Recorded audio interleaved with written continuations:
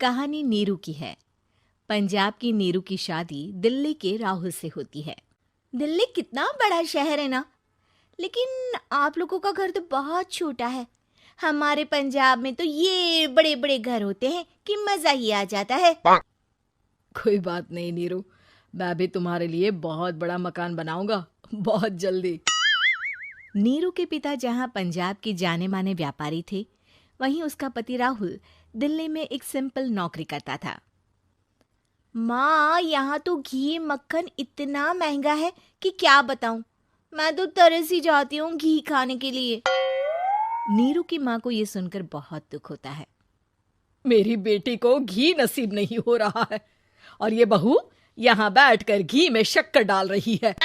देख वनिता, मैं साफ कह रही हूँ, इस घर में जितना घी आएगा उतना ही मेरी बेटी के घर दिल्ली भी जाएगा। अरे ये क्या बात होती है माँ जी? बेटी का उतना ही करो जो अच्छा लगे। अब क्या मायके से घी और मक्खन तक की सप्लाई करोगी आप? हाँ, मेरी बेटी किसी चीज को तरसे मुझसे बर्दाश्त नहीं होता।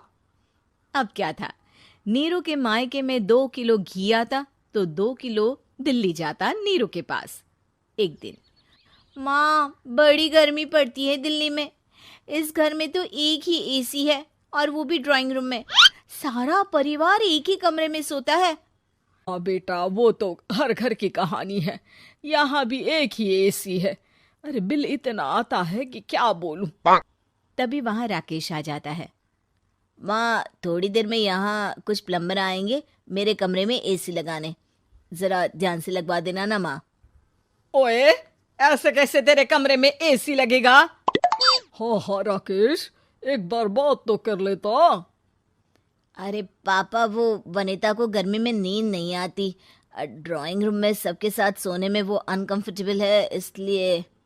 अरे पूरे परिवार के साथ वहां तेरी बहन नीरू भी तो सोती है। वो नहीं हो रही क्या अनकंफर्टेबल? समझ रहा है ना?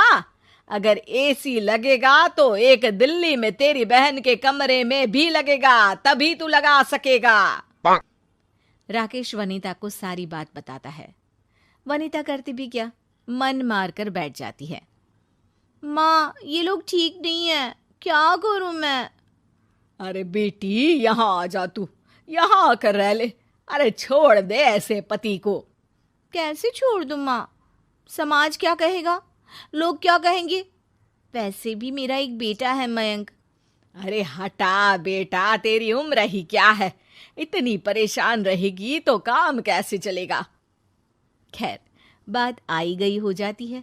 माँ को लगता है कि नीरू ठीक है, तो वहीं नीरू के मन में एक ही लाइन चल रही होती है, यहाँ आजा। माँ ने तो बोल ही दिया है कि यहाँ आजा। बस मयंक थोड़ा सा बड़ा हो जाए, इन गरीबों को छोड़कर मैं वापस माँ के पास ही चली जाऊंगी। वो इसी सोच में बाजार में चल रही थी कि मैम, आपका दुपट्टा जमीन को छू रहा है। नीरू जैसे ही उस लड़की की तरफ देखती है, देखती ही रह जाती है। हाय रे, कितना सुंदर लड़का है ये। अब क्या हुआ? मैंने कहा आपका दुपट्टा। तो खुद ही उठाकर दे दो ना। लड़का समझ जाता है कि नीरू उस पर फिदा हो चुकी है। वो उससे उसका नंबर लेकर चला जाता है। अब क्या था, नीरू और रोहित में लगातार बातें होने लगती है। मैं हरियाणा का रहने वाला हूँ, यहाँ एक बड़ी कंपनी का मैनेजर हूँ। अच्छा, और कितने बच्चे हैं तुम्हारे? बच्चे? अरे मेरी तो शादी भी नहीं हुई है। तुम बताओ, शादी करोगी? नीरू शर्मा जाती है। अब लेकिन मैं तो पहले से ही शादीशुदा हूँ। मुझे फर्क नहीं पड़ता, बस तुम शादी कर लो, भाग चलते हैं। बहुत पैसे वाला हूं मैं, हमेशा खुश रखूंगा तुम्हें। नीरू रोहित से मिलकर सारा प्लान बना लेती है और फिर एक दिन घर से भाग जाती है। दोनों शादी कर लेते हैं। शादी के बाद, क्या बात है नीरू, तुम्हें परेशान सा देखता हूँ, सब ठीक तो है ना? हाँ हाँ, सब ठीक है।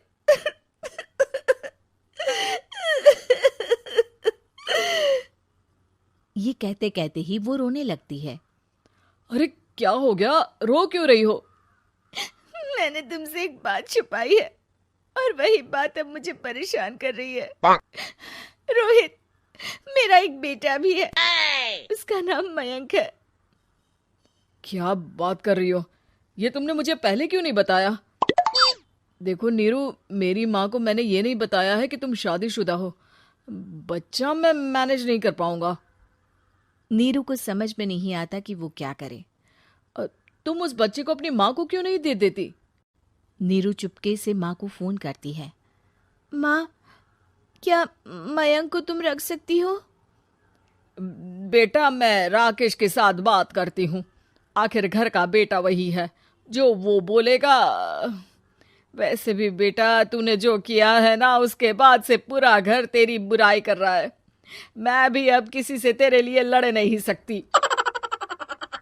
राकेश बेटा, नीरू ने तो जो किया बहुत ही बुरा किया, लेकिन मैं सोच रही थी कि क्यों ना मयंक को हम यहाँ ले आए। तभी वनीता बोल पड़ती है। वाह जी, ऐसे कैसे यहाँ ले आए? यहाँ क्या भंडारा भरा है? और जिस बच्चे की माँ ने नहीं सोचा, उसके लिए हम क्यों सोचे? नीरू को एक बार तो अपने बच्चे के बारे में सोचना चाहिए था ना। अरे लेकिन तेरे पास भी तो लड़का नहीं है ना वनीता। माँ, वनीता ठीक बोल रही है। कल को वो बड़ा होकर इसी घर का हिस्सा मांगेगा तो हम क्या करेंगे?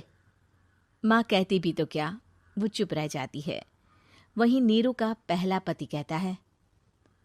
माँ, अगर आज भी वो वापस आ जाए तो मैं उसे माफ कर दूंगा। बेटा, गरीबी चीज ही ऐसी है, क्या करेगा। तू तो अब मयंक का सोच।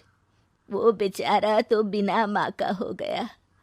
मयंक के खातिर तू दूसरी शादी कर ले बेटा। लोगों के लाख समझाने के बाद नीरू के पहले पति की शादी रिद्धि से हो जाती है, जिसके पहले पति से 2 बच्चे होते हैं। देखो जी, मैंने शादी सिर्फ बच्चे के खातिर की है।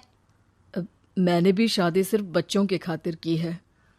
वहीं नीरू के दूसरे पति के मन में ये बात घर कर जाती है कि नीरू एक मासूम बच्चे को उसके खातिर छोड़ कर आई है। अब देखो नीरू, मुझे लगता है कि जो औरत अपनी कोख का बच्चा छोड़ सकती है, वो तो कुछ भी कर सकती है। कल को तुम्हें मुझसे अच्छा कोई मिल गया तो तुम तो मुझे भी बाय बाय कर दोगी ना। नीरू को अब उसका दूसरा पति ताने देना शुरू कर देता है। तंग आकर नीरू उसके यहाँ से भागकर अपने पहले पति के पास चली जाती है, लेकिन ससुराल में क्या लेने आई है नीरू, मयंक को? नहीं नहीं सासू माँ, मुझसे गलती हो गई, मुझे माफ कर दीजिए। नीरू, अब वक्त खत्म हो गया है, मेरी शादी हो चुकी है। तो छोड़ दो ना उसे, हमारा बच्चा है।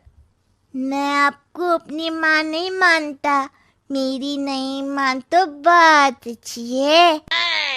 नीरू मयंक की बात सुनकर समझ जाती है कि उसके पास अब ना आसमान रहा ना ही जमीन।